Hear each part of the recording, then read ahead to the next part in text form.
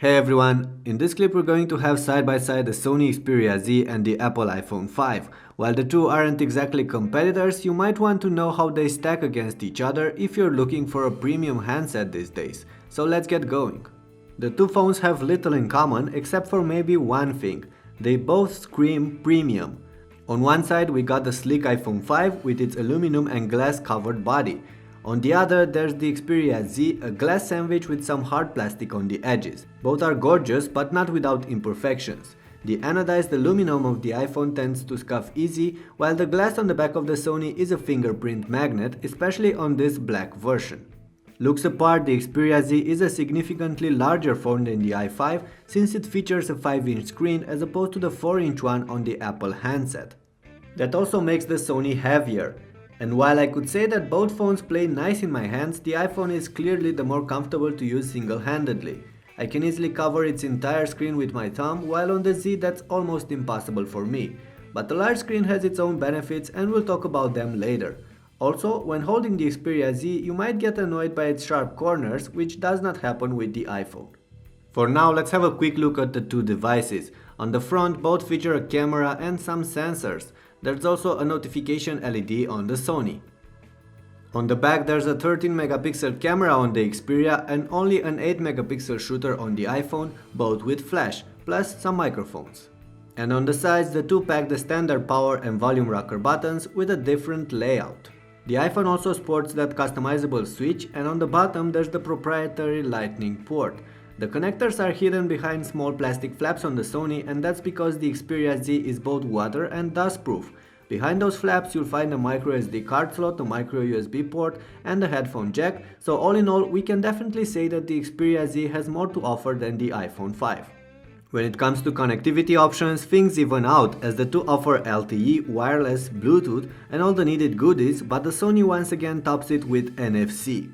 As for the call quality, the iPhone does a better job at taking and receiving calls. The Xperia offers a slightly muffled earpiece and not the greatest set of mics, and that's due to the fact that this phone is waterproof.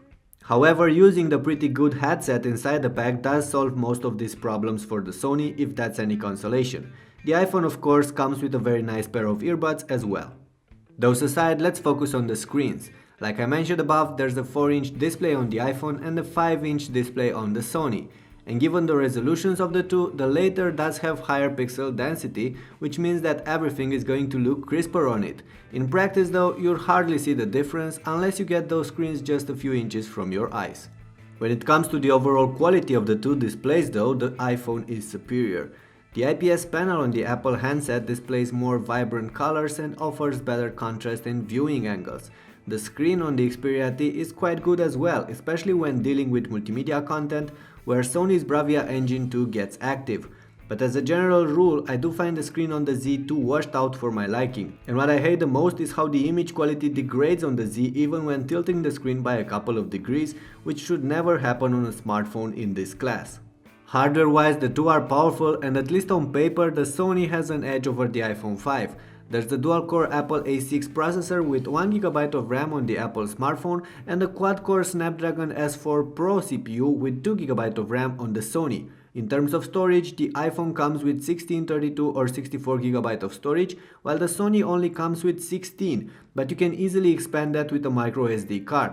However, don't forget that you can't actually install games on that card, which can be an issue down the line. But how about raw performances? Well, here are a couple of benchmarks.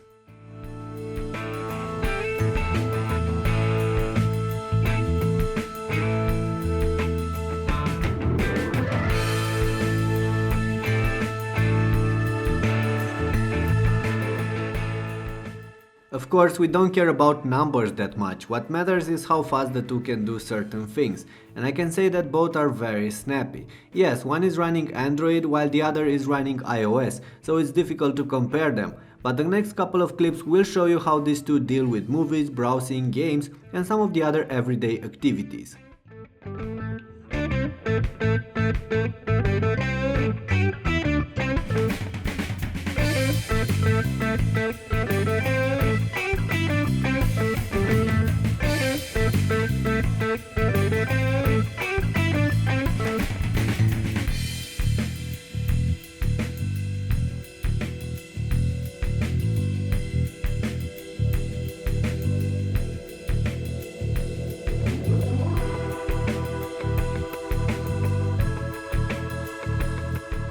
Now, I'm not going to get in depth with this Android versus iOS debate. You can find plenty about them explained in many other videos. Long story short though, the iOS is the simpler and also the more responsive operating system backed up by hordes of curated high-quality apps. Android is more customizable and superior to iOS in many ways as it offers widgets, a better notification system, better integration with Google services and so on. But there's a learning curve associated with Android and the occasional sluggishness which is still present even on a powerful handset like the Xperia Z.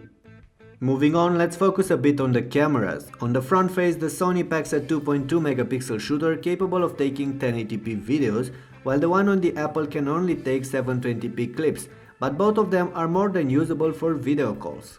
On the back, there's a 13 megapixel camera on the Sony and only an 8 megapixel camera on the iPhone. The Xperia Z also packs a newer Exmor RS sensor. But does that mean that the pictures and videos coming out of the Sony are better than the ones you can take with the iPhone? Well, not necessarily. Yes, you get more shooting options with the Sony, including burst shots, HDR videos, and so on, plus many ways to manually tweak your settings. But when it comes to the end results, well, I do find the stills coming out of the Sony muddier than the one coming from the iPhone. But I'll let you be the judge of who comes on top. So don't forget to tell me in the comments down below which of the two do you think is better.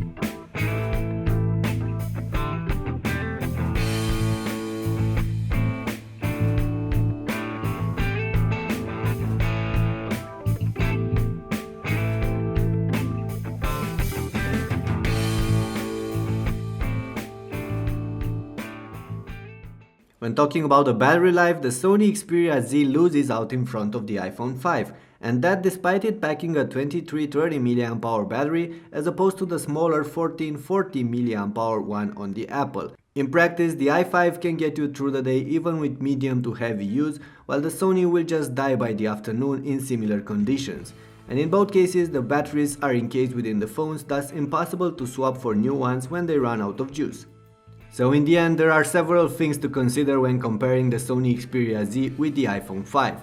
On one side, there's the iPhone 5, Apple's latest handset, a sleek and light smartphone with only an average size screen, running iOS and packing an awesome camera. On the other, there's the Xperia Z, for sure Sony's best polished flagship to date. This is a large phone with a 5-inch display and powerful hardware running Android Jelly Bean. So due to its size, the Xperia Z is definitely not for anyone, and while this handset trails the iPhone when it comes to battery life and overall screen quality, it does top it in many other aspects. So it's really up to you. If you want a simple and more compact phone, you're probably going to be better with the iPhone 5. If you want something large with a Full HD screen, a unique design and all the goodies offered by Android these days, the Xperia Z is definitely an option, and it's going to be slightly cheaper than the iPhone 2, which should have some weight in your decision. And that pretty much wraps it up for me. Thank you for watching this comparison, and please make sure to hit that thumbs up button if you enjoyed it. Also, make sure to subscribe to my future updates, that would help me immensely. I'll see you guys in the next videos, but before you go, I'd really like to know which of the two is your favorite pick and why, so post your answers in the comments area below. Cheers!